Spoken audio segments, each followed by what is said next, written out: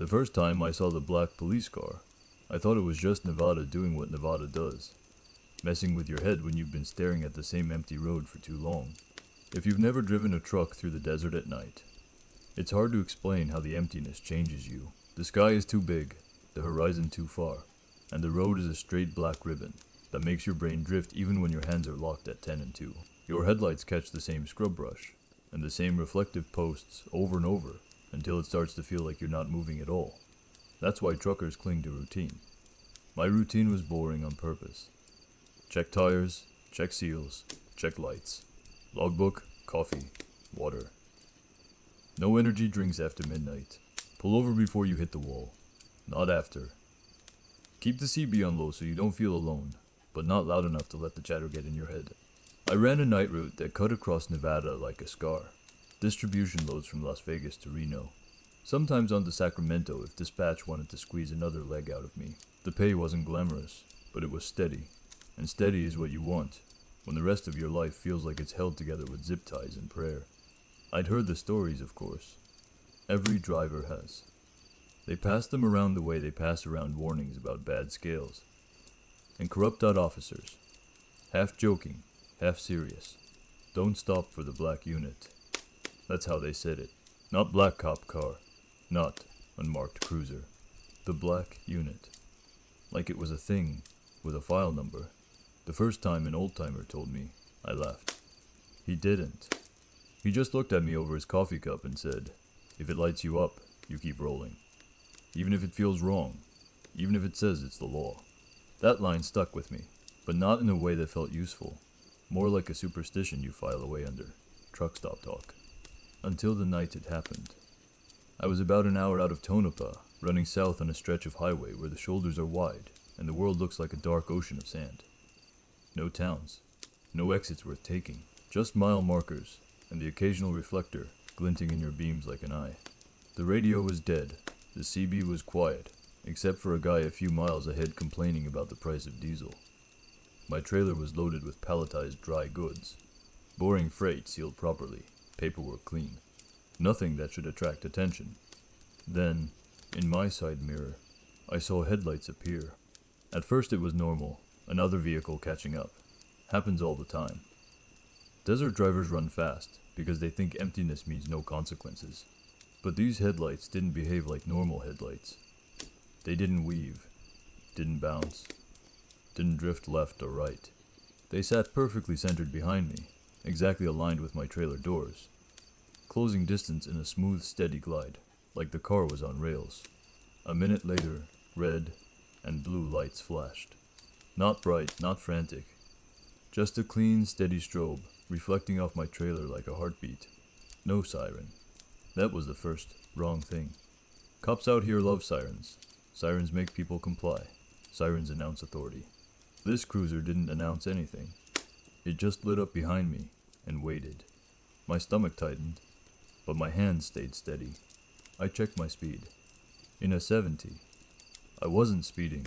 I hadn't drifted. I hadn't done anything that would get a real trooper's attention. Still, the lights flashed. I glanced at the shoulder, wide enough to park a plane. Perfect for a traffic stop. My body wanted to pull over. It's instinct. You see lights, you comply. That's how you stay out of trouble. Then I remembered the old-timer's tone. If it lights you up, you keep rolling. I swallowed hard and kept driving. The cruiser stayed behind me, lights still flashing, no siren. It didn't close in like a normal cop trying to intimidate.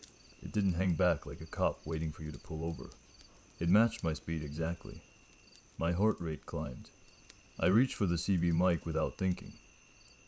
Channel 19 was the closest thing truckers have to a nervous system. Any units running south past Tonopah? I asked, trying to keep my voice casual. Static. Then the guy ahead responded, voice wary. What you mean by units? Trooper behind me, I said. Unmarked. Black. There was a pause long enough that I almost turned the mic off. Then the guy said quietly, don't stop. My grip tightened on the steering wheel. You see it too. Another pause.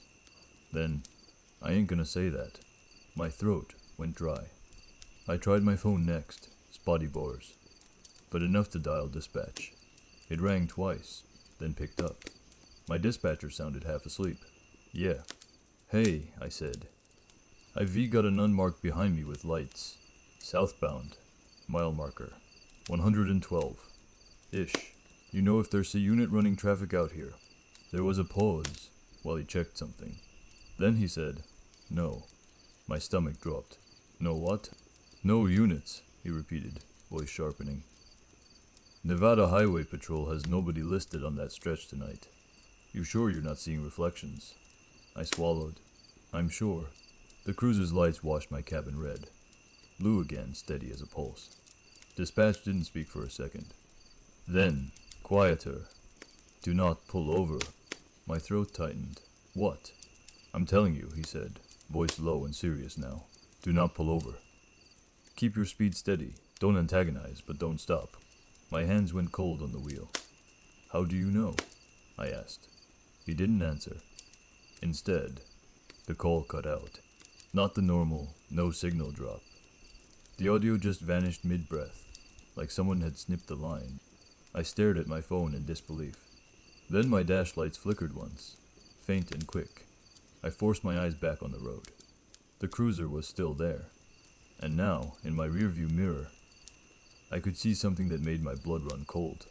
The black car had a rear display panel, like those digital message boards some highway patrol units use. It wasn't there a second ago. Now, it glowed a dim amber. Letters formed. Not pull over. Not follow me. It displayed a number. My dot number.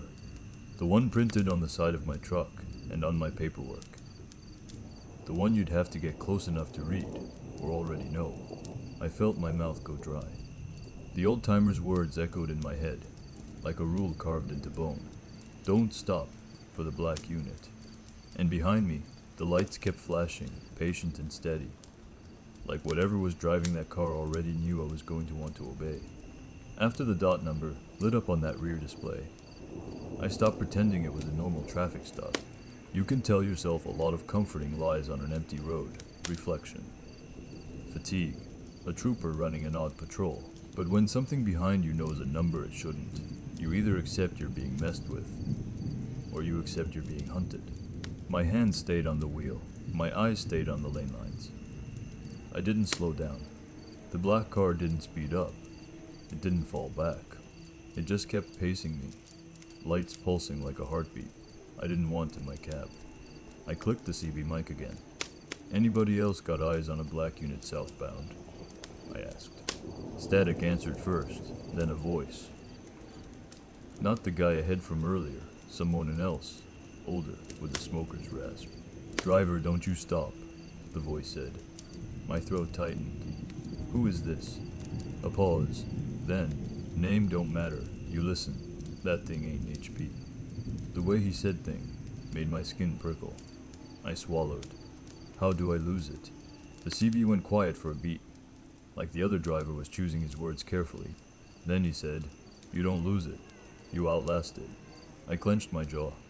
That's not helpful. It is if you want to live, he replied. Rules are simple. Rules. His laugh was short and humorless. Yeah, desert got rules. That car enforces them. The black cruiser behind me flickered its lights once. No siren. Like it was listening to the conversation too. I lowered my voice without knowing why. Tell me. The smoker's voice came through low and steady. 1, don't acknowledge it on the radio. Not by name. Not by badge. Not by saying Polis. You keep it generic. My mouth went dry. I'd already called it a trooper. I'd already said black. 2, don't drop below 55, he continued. It wants you slow. It wants you to feel like you're being responsible pulling over. My speed held at 62. 3, don't stare in your mirrors, he said. Quick checks only. The longer you look, the more you'll see. I forced my eyes forward. My mirror checks became tiny flicks, like glances at a hot stove. 4, don't take the exit it tries to herd you toward, he added. It'll guide you. It'll block lanes. It'll make the road feel wrong until the only thing that feels right is that exit. Don't do it. My stomach tightened. What exit? The smoker didn't answer immediately. Then, you'll know, I swallowed hard. What happens if you break the rules? The CB hissed with static for a second. Then the smoker said quieter. You pull yourself over. My throat tightened. What does that mean? He didn't answer. The channel went dead. I sat there with the mic in my hand, heart hammering, while the black car's rear display changed again. This time, it didn't show my dot number. It showed words. Call dispatch. My skin prickled. It was ridiculous, like a taunt. Like it wanted me to involve more people, bring more authority into the situation, so it could prove it was the greater authority. I didn't call dispatch again, but the temptation was there because it offered a kind of normalcy. Like if I could just confirm this was real police, the world would make sense again. I checked my mirrors too long. Just a beat. A stupid extra second. And in that second, my stomach dropped. The black cruiser wasn't furnished, like a real car. You know how you can usually see the vague shape of a driver through a windshield at night. A silhouette, hands on the wheel, dashboard glow reflecting off their face. This car had no dashboard glow. No interior light at all. The windshield was pure black, like the glass was painted from the inside. And behind it, this is the part that made my throat seize. There was depth, space, not the cabin space of a car. More like looking through a window into a dark room. My hands went cold on the wheel. I forced my eyes forward again, breathing shallow. The black cruiser stayed exactly where it was. And then, through my own truck radio, not the CB. Not the phone came, a voice. My voice. It played through the speaker with the flat tinny tone of a recorded transmission. Help, my voice said. I nearly swerved. It wasn't possible. I hadn't said that on the radio. I hadn't keyed the mic, but there it was, my own voice, breaking through the static as if the black car had hijacked my audio system. It played again. Help me, my voice said.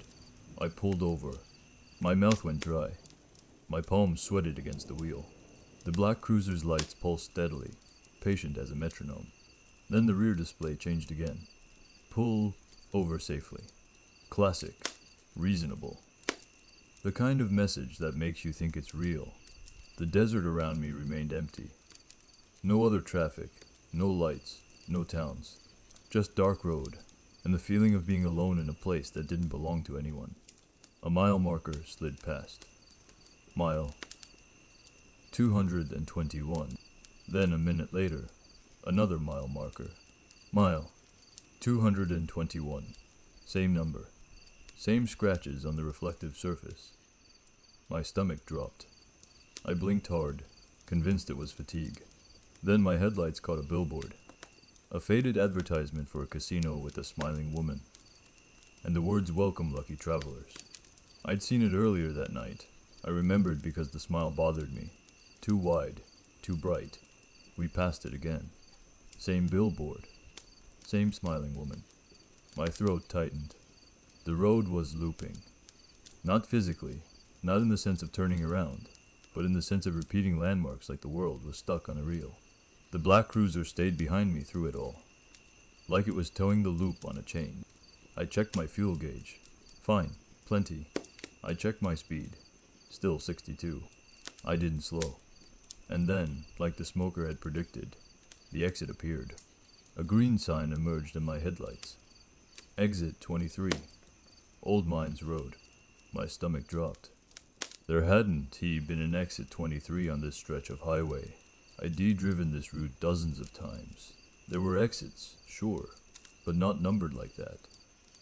Not called Old Mines Road. The black cruiser's rear display lit up in amber again. Take exit 23. My breath caught. The sign passed, and I could see the off-ramp curving away into darkness. A ribbon of black leading into nothing. Every instinct screamed not to take it, but something else tugged at me. Something subtle and sick. Relief. Because an exit meant a decision. A change, a chance to end the chase by stepping into a different scenario. That was exactly what the smoker meant by hurting. The black cruiser's lights flashed slightly faster. Not a siren, just urgency. Take exit 23. I gripped the wheel so hard, my fingers hurt. I kept going straight. The off-ramp disappeared behind me. For one heartbeat, the black cruiser didn't follow. It lagged. My stomach tightened with a weird surge of hope. Then it surged forward again, closing distance. Its front bumper nearly kissed my trailer doors. And the tapping started. Not on my helmet. Not in a chamber. On the back of my truck. 3 slow knocks, transmitted through steel and vibration. Felt through my seat, like a hand on my spine. Tap, tap, tap. The black cruiser's rear display changed one last time. And the words it showed made my blood run cold. You stop yourself. The knocks on my trailer weren't loud, but they felt personal. That's the thing about vibrations in a rig. You feel them in your bones. A pothole hits your spine. A shifting load becomes a subtle sway. A tire problem becomes a nervous hum. This knock felt like fingers. Tap, tap, tap. Then silence. I didn't slow. I didn't touch my brakes. My eyes stayed on the lane lines like they were the only real thing left. In the mirror, the black cruiser's lights continued pulsing, steady and patient. No siren.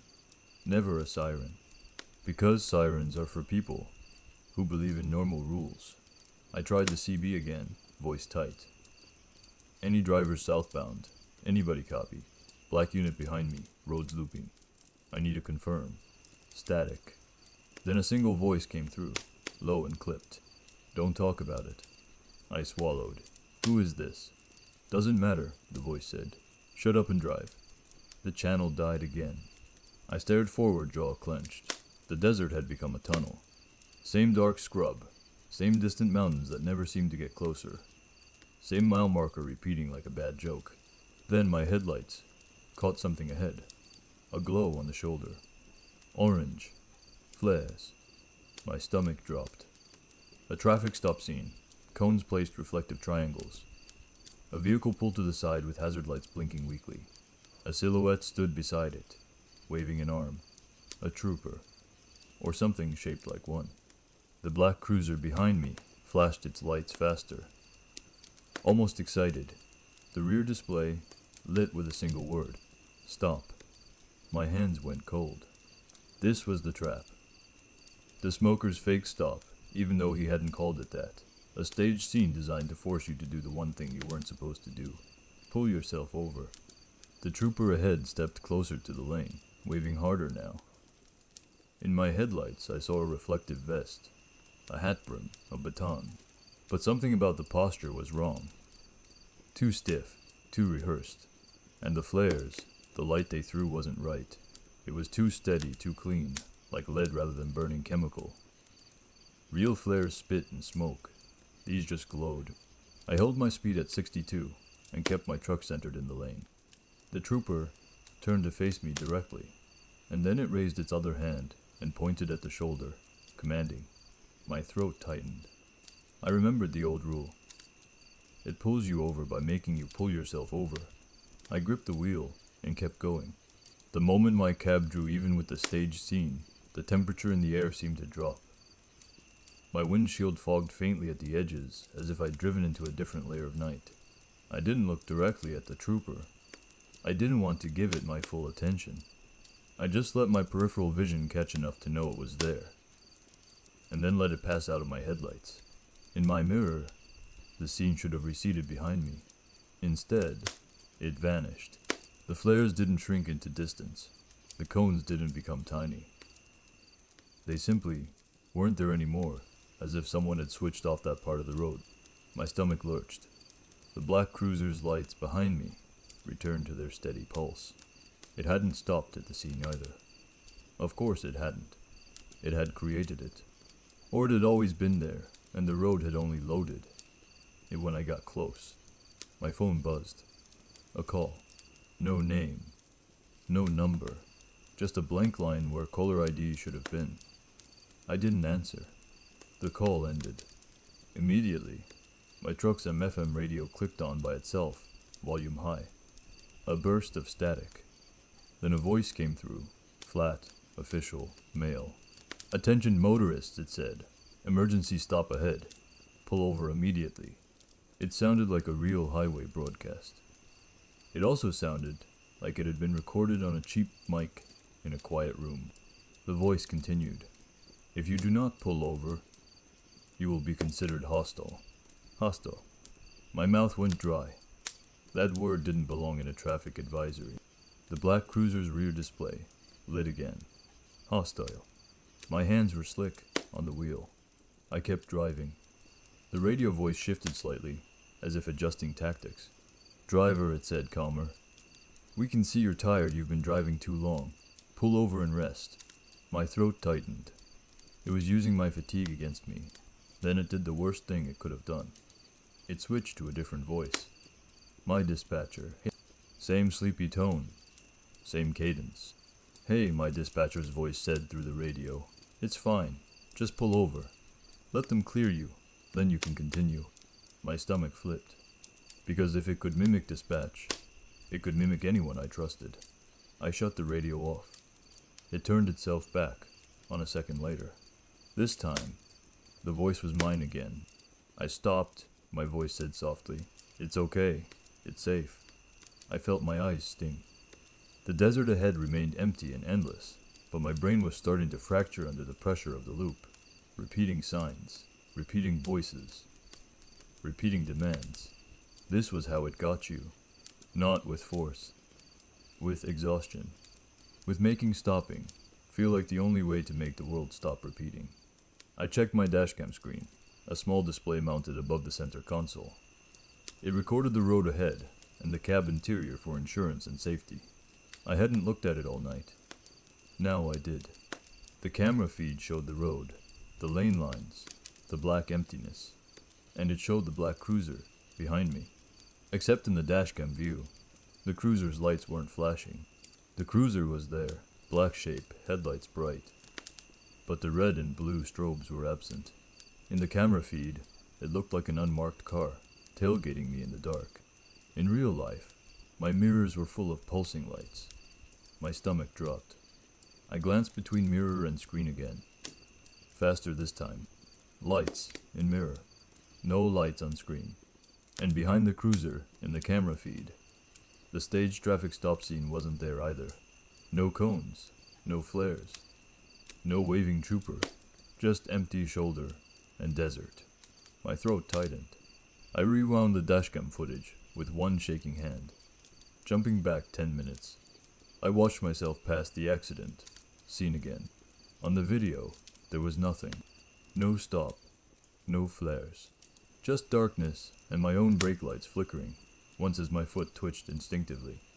I sat there with my mouth open, feeling my sanity peel back a layer. The road wasn't looping, because the physical world was looping. It was looping because whatever this was could replay certain pieces of reality, like a tape.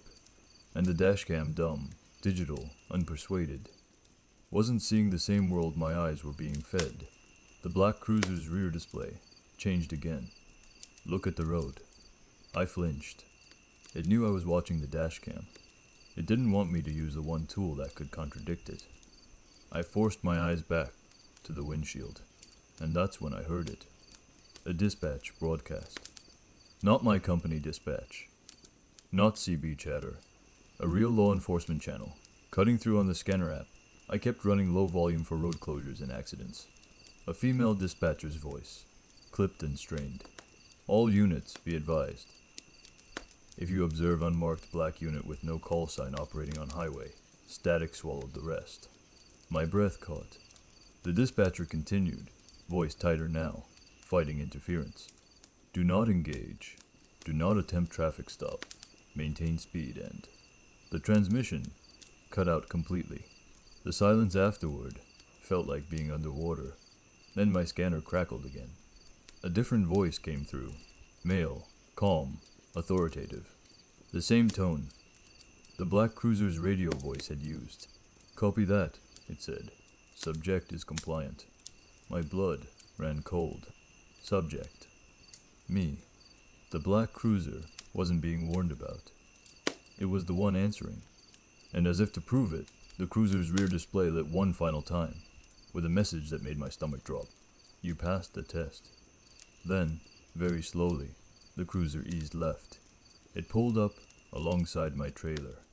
No siren, no engine roar, just smooth, quiet movement, like it didn't need friction to travel. My heart hammered as its front bumper drew even with my cab. I kept my eyes forward, remembering the rules. Don't stare, don't acknowledge, don't let it turn this into a conversation. But my peripheral vision caught the driver. Side window. It was down, and inside the black car, where a driver should have been, there was only darkness shaped like someone sitting upright. No face, no hands, just a void, wearing the posture of authority, and from that darkness a voice spoke, not through speakers, not through radio, directly into the cab, perfectly audible over the engine hum. "Pull over," it said softly, "and we can finish the paperwork." I didn't answer. My tongue felt glued to the roof of my mouth anyway, and the idea responding to that voice, making it a dialogue, felt like stepping into quicksand on purpose. The black car kept pace beside me, window down. Darkness seated upright like a cop taking notes. "Pull over," it repeated, calm and reasonable. "Hazard inspection." My hands shook. I kept my gaze nailed to the lane lines. If I looked left, even for a second, I was afraid I'd see something my brain couldn't file away. The car drifted a fraction closer. Close enough that I could see the glossy paint reflecting my headlights. Close enough that I could see the inside of the passenger seat. Or rather, I could see the absence of it. It wasn't empty, like a normal empty seat. It was empty, like a hole. My stomach lurched. I flicked my eyes to the dashcam screen. For half a second, the dashcam still showed the black car as a normal vehicle with no flashing lights. No driver, visible. Just a dark rectangle, moving alongside. The voice spoke again, slightly amused. "Stop checking your toys." My blood ran cold. It knew where my eyes went. I gripped the wheel tighter and focused forward, breathing shallow. Then the black car's tone shifted, softer. "Driver," it said, "you're tired, you're seeing things. It's safer if you stop." My throat tightened. It sounded like concern. That was the trick. It wasn't threatening me with violence. It was offering me relief. And relief is what exhaustion makes you crave, more than anything. As if to underline the point, the highway ahead changed. A green sign appeared in my headlights. Rest area. 1 mile. There hadn't been a rest area sign on this stretch. Not for another 50 miles. But there it was, clean and reflective, like it had just been placed. The black car's voice softened further. "There," it said. "Be smart, pull in." My stomach rolled. My mind flashed to the smoker's rules. Don't take the exit it herds you toward. It will make the road feel wrong until the only thing that feels right is that exit. This wasn't an exit. It was a rest area. Same concept. A place where stopping feels responsible. The rest area sign, repeated a mile later. Same exact sign. Then, again. My throat tightened. The road was looping more aggressively now. Not just mile markers and billboards. Whole signs repeating like my reality was getting stuck. The black car stayed beside me, patient. "Pull in," it said. I didn't. The rest area appeared anyway. A lid off, ramp curving right, reflective posts, guiding you into a pool of sodium lights. For a split second, my body leaned toward it. Not because I wanted to, but because the glow looked like safety. Then, I noticed something. The lights in the rest area didn't flicker like real lights at night. They didn't have bugs swarming. They were too clean, too uniform, like a rendering. And the parking spots were empty. No trucks. No cars. No people. At 2 a.m. on a Nevada highway. A rest area is never completely empty. My stomach tightened. The black car's voice turned slightly sharper. Now, I kept going straight. The off-ramp slid past. The black car held pace beside me, silent now. Then, without warning, my CB squawked with a burst of static, so loud it made me jump. A voice cut through, older, urgent. "Driver, don't you stop, don't you." Static swallowed the rest. Then the CB went dead. I swallowed hard and tried to bring it back up, twisted the squelch, checked the power. Nothing. The black car was jamming it, or the road was, or reality was. My mind scrambled for options. I couldn't stop. I couldn't call for help. I couldn't trust my mirrors or my dashcam to show me the same world. And the black car beside me was offering me only one thing: compliance. I did the only thing left in this line of work. I went to procedure. Not company procedure. Trucker procedure. There was one person I could call who'd know what to do. A veteran driver I'd saved in my contacts as Hank. Night runs. Hank was a friend who'd been hauling freight longer than I'd been alive. He didn't waste words. He didn't tell stories unless he needed you to learn something. If anyone had a real rulebook for this, it was Hank. I grabbed my phone and dialed him. It rang twice. Then Hank answered, voice hoarse like he'd been asleep. "Yeah, Hank," I said, voice shaking. I got lit up by an unmarked black cruiser. No siren. It's... "Don't say it." Hank cut in immediately, voice suddenly sharp.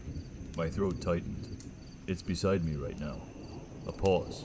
Then Hank said, low and steady, "You alone on the road?" "Yes." "Speed?" 60. 2. "Good. Don't drop below 55.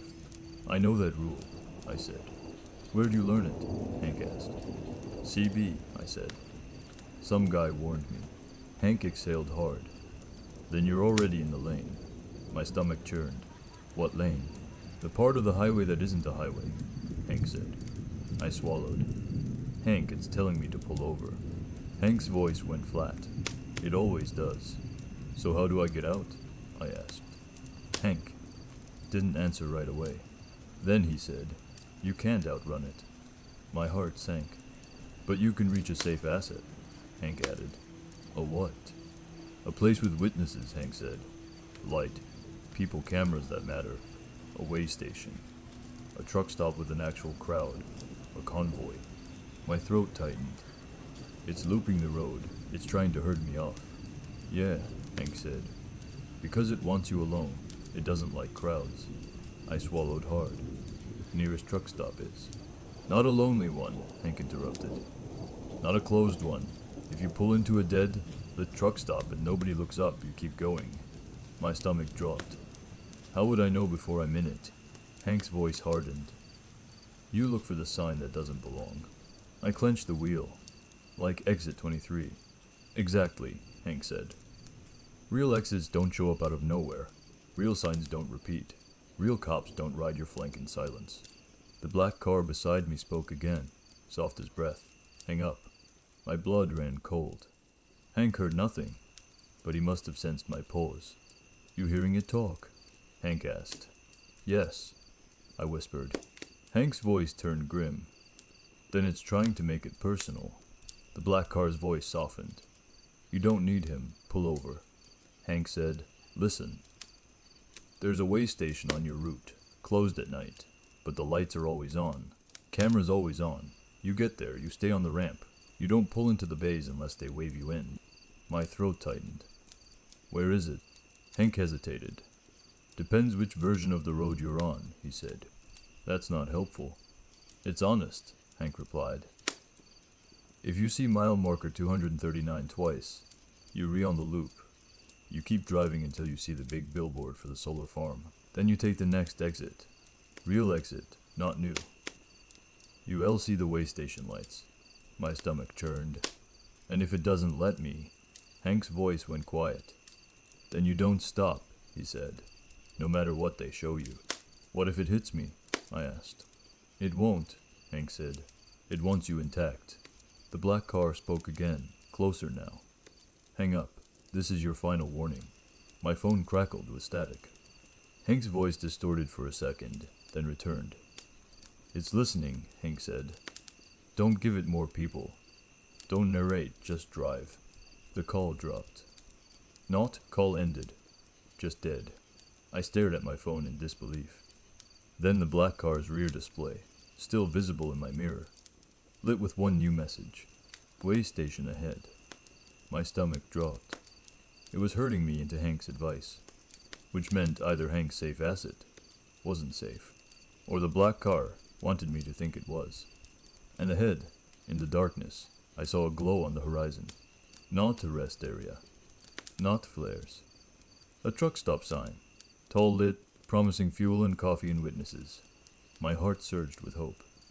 Then I got closer and saw the lot. Lights on.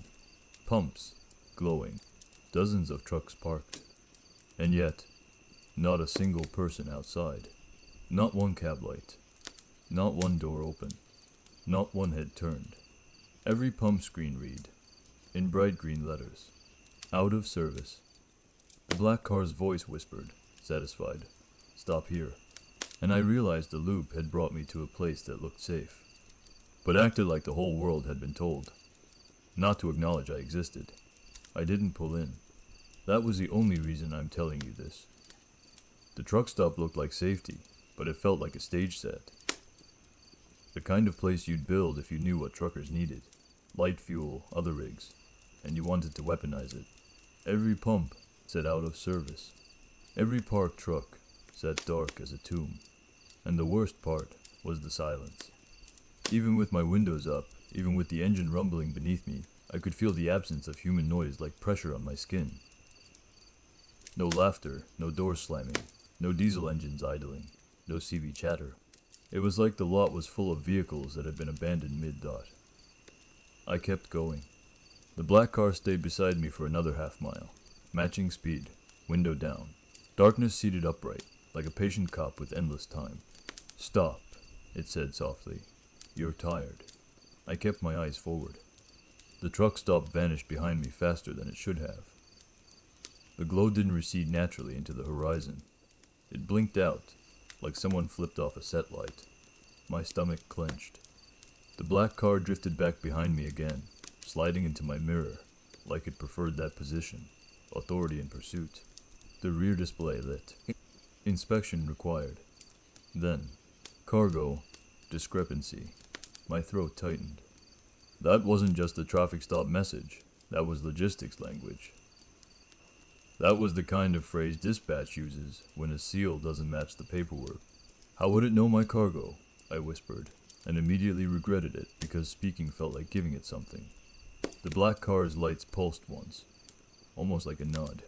I forced myself to keep driving. A mile marker finally appeared that wasn't repeating. Mile 236. My heart hammered.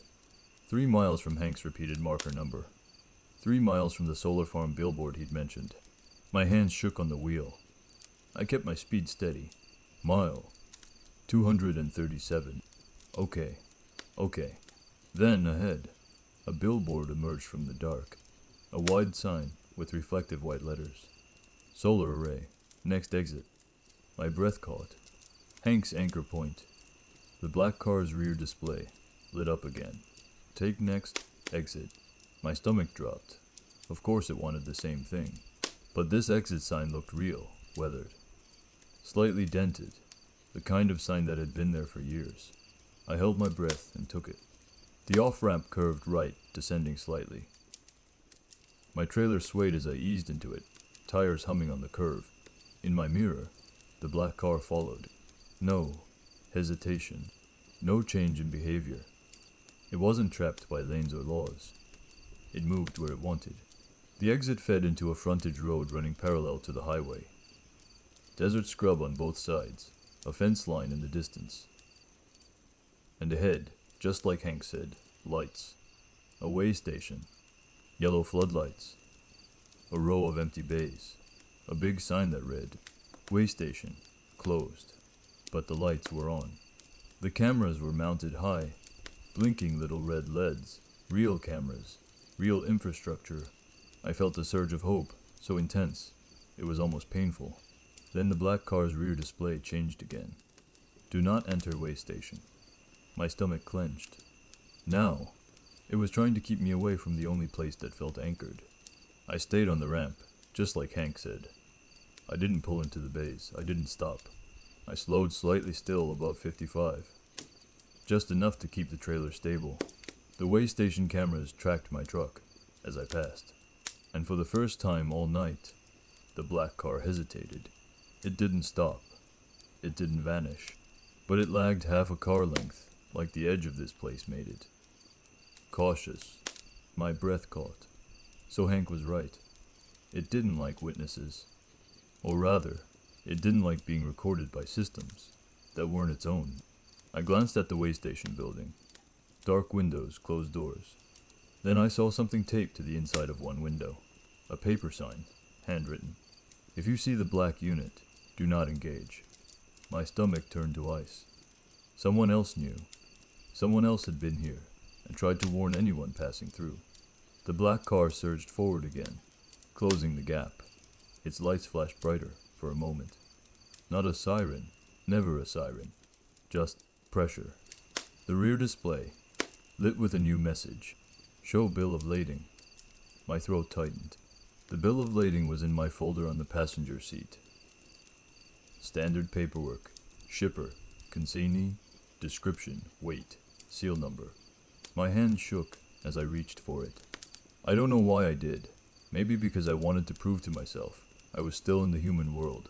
Still dealing with ink and signatures. Not a thing in the desert pretending to be law.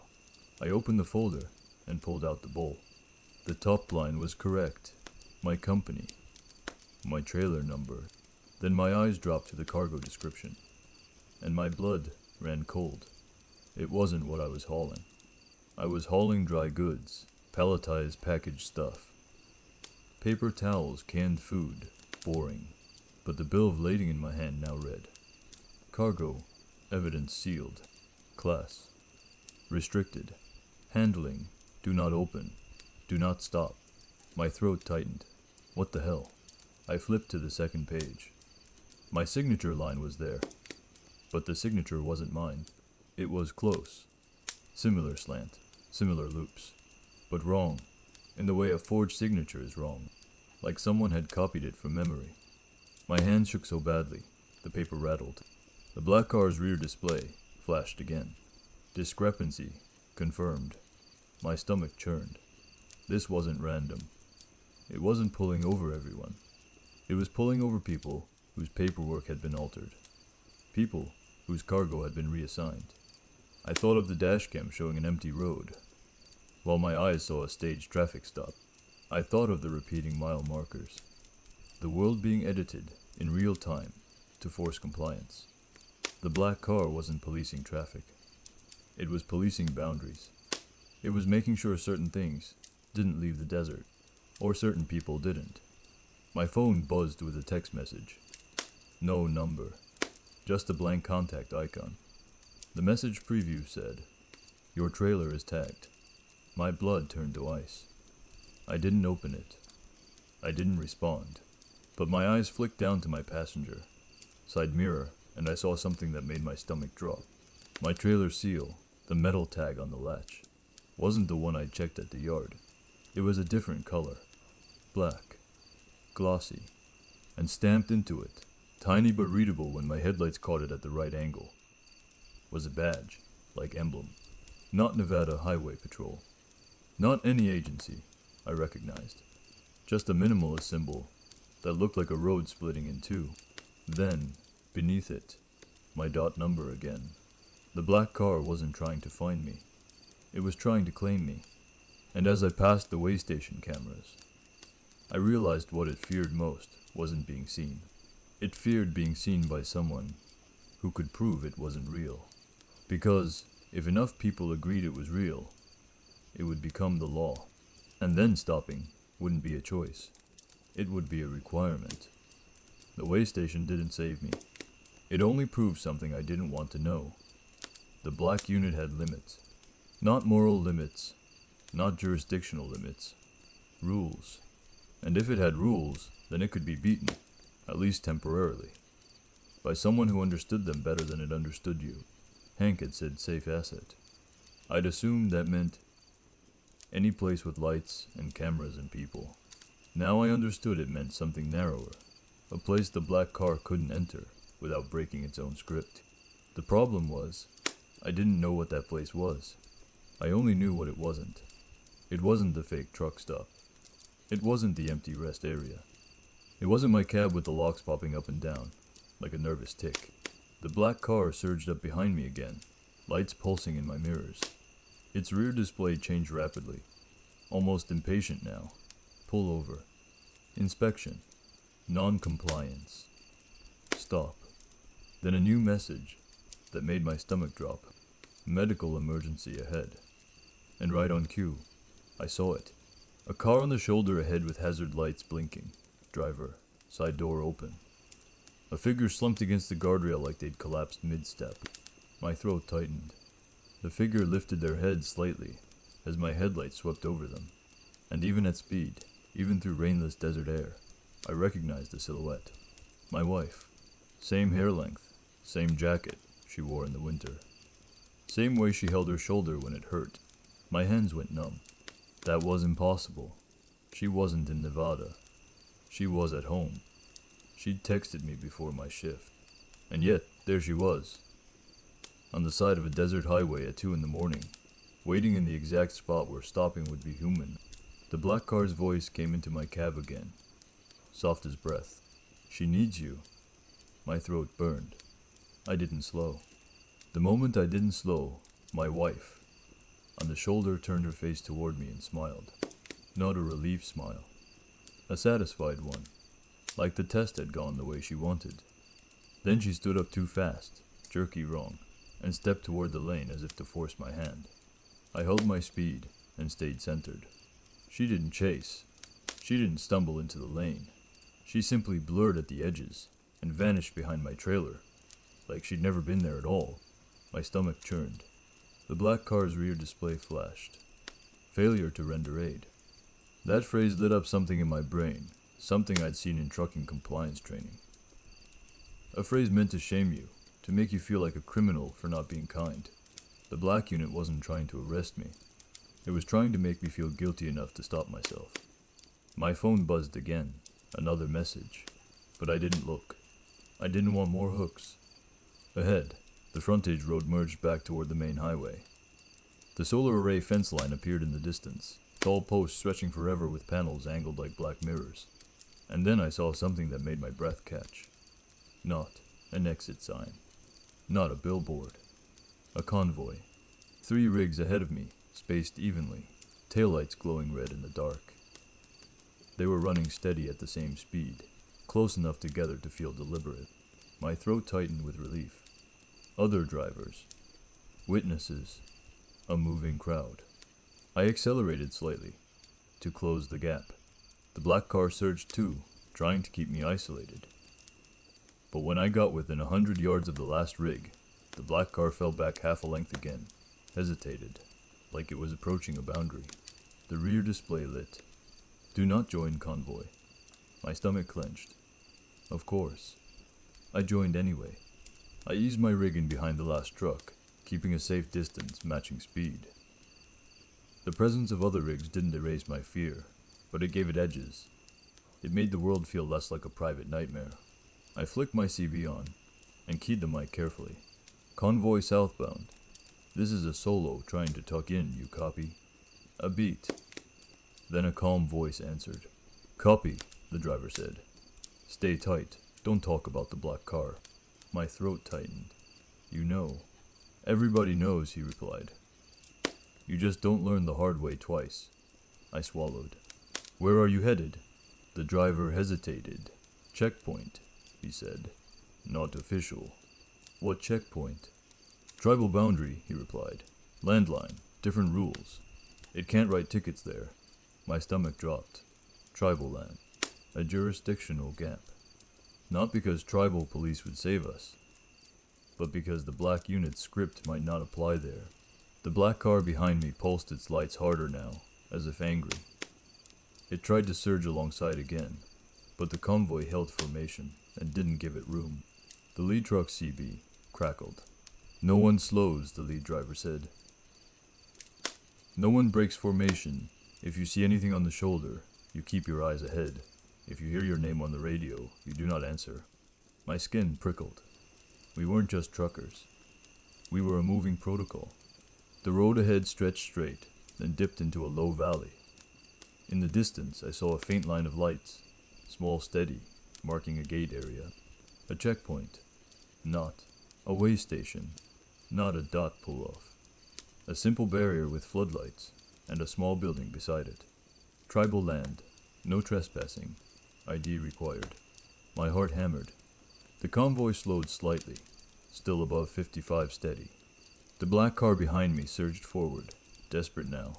Its lights flashed faster. And for the first time all night, I heard a siren. Not a real siren. A distorted imitation, like a siren recorded underwater and played through a cheap speaker. The sound made my teeth ache. The rear display, lit in big amber letters. Stop now. The convoy didn't stop. We rolled toward the checkpoint. A figure stepped out under the floodlights. Not a cop. A guard with a reflective vest, holding a flashlight. The guard raised a hand slow, clear, then pointed us through one by one, like he knew we were coming. As my cab passed under the floodlight, the black car surged up alongside again, window down. The darkness in its driver's seat leaned toward me. No face, just absence shaped like authority. And in a voice that sounded like my dispatcher and my wife and my own exhausted thoughts. All layered together, it said softly. You can't cross with that cargo. My stomach dropped. The tribal checkpoint gate arm lowered behind the last convoy truck, and the black car hit the boundary, like it was a wall. Not physically, no crash. It simply stopped. Lights, still flashing. Siren imitation, still whining. But it couldn't cross the line. The guard at the checkpoint didn't look at it, didn't react, didn't even flinch. He just waved me onward. As I rolled deeper onto tribal land with the convoy, I glanced in my mirror once. Quick, just a flick like the rules said. The black car sat at the edge of the floodlight's reach, half in darkness, half in light, like it couldn't decide which world it belonged to. Its rear display lit one last message. Citation pending. Then the display went blank, and I knew with sick certainty that even though it couldn't follow me past that line, it could still file me. We drove another 40 miles before the convoy stopped. Not at a truck stop, not at a rest area, at a wide gravel pull-off. Near a cluster of low buildings that looked like maintenance sheds, no bright signage. No promises of coffee, just floodlights and other rigs parked in a rough circle, like wagons. The lead driver, his handle was Redwood, got out first. He moved like someone who'd done this before and didn't want to do it again. He walked up to my cab window and motioned for me to crack it. I lowered it an inch. Redwood's eyes were tired. You did good, he said. You didn't stop. My throat was raw. What happens now? Redwood exhaled through his nose. Now you check your paperwork, he said, before you drive another mile. My stomach dropped. I put the truck in park, set the brake, and opened my folder with shaking hands. The bill of lading was still wrong. Evidence sealed. Restricted. Do not open. Do not stop. And the signature still wasn't mine. Worse than that, there was a new page clipped behind it. Clean, white, printed in crisp black text, like it had come straight out of a law enforcement printer. Citation. Notice of compliance failure. Subject. My full legal name. Vehicle. My plate. Cargo. Tagged. Status. Pending collection. My blood turned cold. Redwood saw my face through the cracked window, and nodded like he'd been expecting it. It files you, he said quietly. If it can't take you on the road, it puts you in a queue. My throat tightened. Queue for what? Redwood didn't answer directly, he just said, You ever notice how some drivers vanish, and nobody can even say where? I swallowed hard. Yes. Redwood's gaze held mine. That's the collection, he said. My hands shook. So what do I do? Redwood leaned closer to my window, lowering his voice. You don't go home straight, he said, and you don't sleep alone tonight. My stomach clenched. Redwood continued. You find a yard with cameras and people who will notice you're gone. You call your company and make them reroute the load. You make noise in the human world. You make yourself expensive to disappear. I stared at the citation page. Will that stop it? Redwood's expression was grim. It'll slow it, he said. It hates attention that isn't fear. Behind Redwood, the other convoy drivers moved around their rigs in tight, anxious routines, checking seals, exchanging papers, muttering without saying certain words, like a support group that couldn't admit what they were supporting each other through. My throat tightened. Why me? Redwood's eyes flicked to my trailer, then back. Because your trailer got tagged, he said. Maybe by accident. Maybe because you hauled something once that crossed the wrong line. Maybe because you looked too long in the mirror. Doesn't matter. Once it tags you, it's not about what you did. It's about what you are.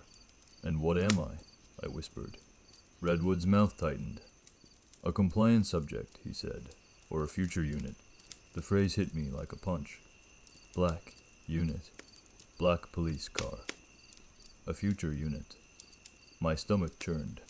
Redwood straightened. Sun's coming up, he said. You can move again soon. It doesn't like daylight. Why? I asked. Redwood hesitated. Because daylight has too many witnesses, he said. The guard, tribal security, walked the perimeter of the pull-off with a flashlight, not looking at us directly. Like he knew better than to get involved. Like his job was just to keep the boundary line honest. Redwood started to walk away, then paused and looked back at me. One more thing, he said. I waited. If you ever see a black police car parked with no lights, he said quietly, and you feel relief because it's not chasing you. He shook his head slowly. Don't, he finished. That's when it's already where it needs to be. He walked away. I sat in my cab staring at the citation page until the paper blurred. When the sun finally bled up over the desert, the convoy broke formation and rolled out one by one. Each driver peeling off to different routes, like splitting up, made it harder to be harvested. I followed Redwood's advice.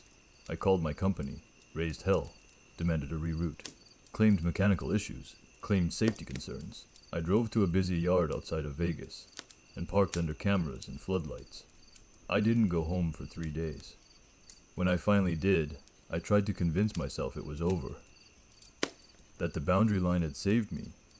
That the black unit was just a desert legend that got under your skin when you drove too long at night.